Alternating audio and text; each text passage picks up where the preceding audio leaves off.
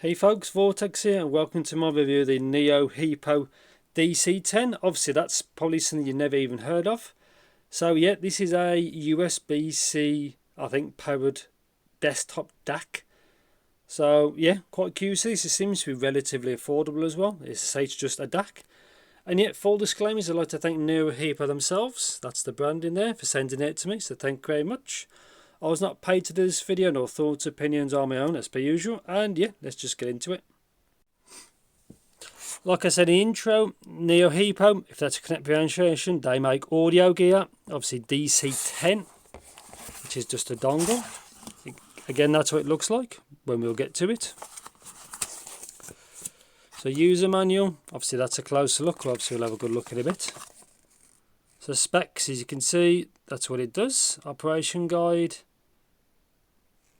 a closer look at what it comes with, the ports, technically the specs, and obviously the same on the back.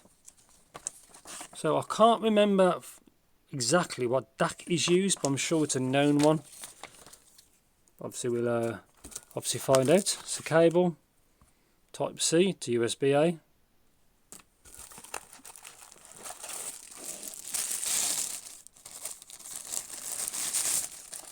Oh, yeah, so really nice build. So I was expecting it to be like wider. So off and on, I like it's got an actual switch. So coaxial, my mistake, optical and USB. Obviously each one will light up. Mine obviously will mainly be PCM. So yeah, USB powered, so it does data and power. Obviously optical in from another DAC or something, coaxial in. So it's only got outs to an amp. So these would obviously, how I would do this setup is USB in from my computer, then RCA out into an amplifier, obviously a desktop amp. So to use these two, you'd still have to power it, which is not really a problem really. And that's it. So I'm pretty sure this is an ESS DAC. I'll have to check. But yeah, good form factor. Doesn't really move. Yeah, quite sturdy. I like the click. I like those clicks. Anyway, again, I've not tried this so far. This is the first time I've seen it in the flesh. Got all the ports that you need. And again, this is meant to be quite affordably priced. And yeah, so I'll see you soon. So welcome to my review section of the Neohipo DC10, if that's what it's called. So I'll just run you around the front again. So power on and off. Works great. That's one of the best features with this. And obviously here you can connect between coaxial, optical and USB. These are all inputs, only one output. DSD and PCM. So PCM goes to 3 different colours, depends on the sampling rate. In the description I'll link what the colours are. If you follow the listing you'll see what I mean. It's a very basic unit. So obviously type C, something like that. Cable it comes with is works fine as well. So USB, so you have to, if you want to use optical or coaxial as an input, you have to still use that to power with the DAC anyway. So the easiest method, doesn't mean it's best for you, but the easiest method is using the USB type C to do power and data. And yeah, so fixed output, which because it's a DAC tends to be fixed. And that's it. So yeah, like I said, that goes 3 different colours. Very straightforward. You don't need any drivers for anything like this. You can turn it on and off. So if it's receiving power all the time and you don't want it to basically be active, you can turn it off, which is pretty cool. Obviously, only one output. So in the description or kind of like the advertises, it tends to be with like speaker amps and amps, which is fine because you've got an amplifier on the end and this sends fixed output, which is absolutely fine. Again, I use this mostly with my Topping L30 amp because that's how it works. You know, its job is to feed out to another product, an amplifier of some sort. And sound-wise, to me, it seems quite resolving. Seems slightly warm, to be really precise. Really, what it sounds like.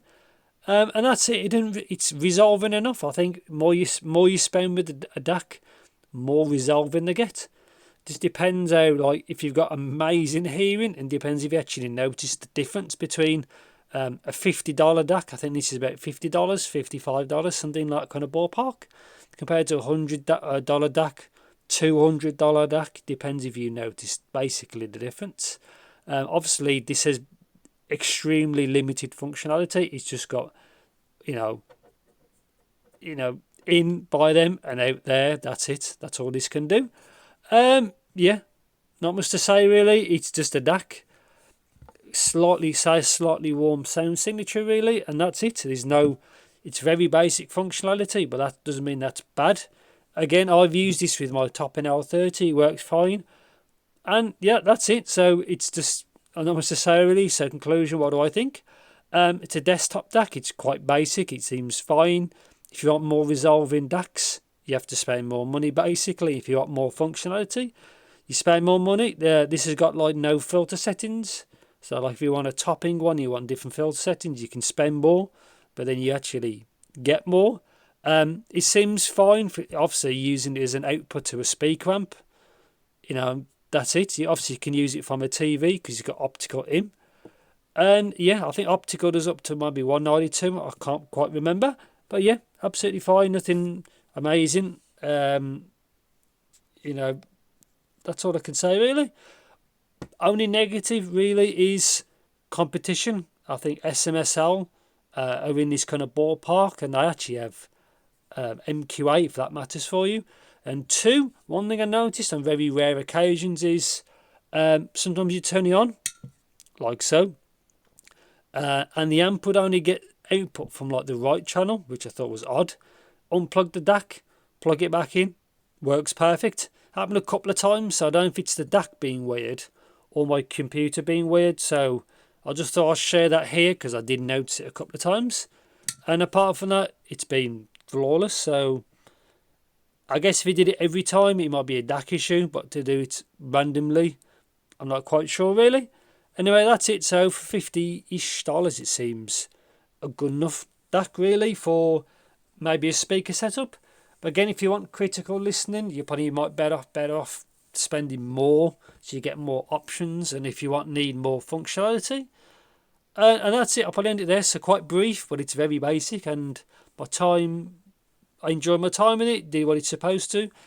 I enjoyed everything I used it for, and I think that's pretty much it. So if you think I missed anything, please do let me know in the comments. Thanks for watching. Take care. See you next video.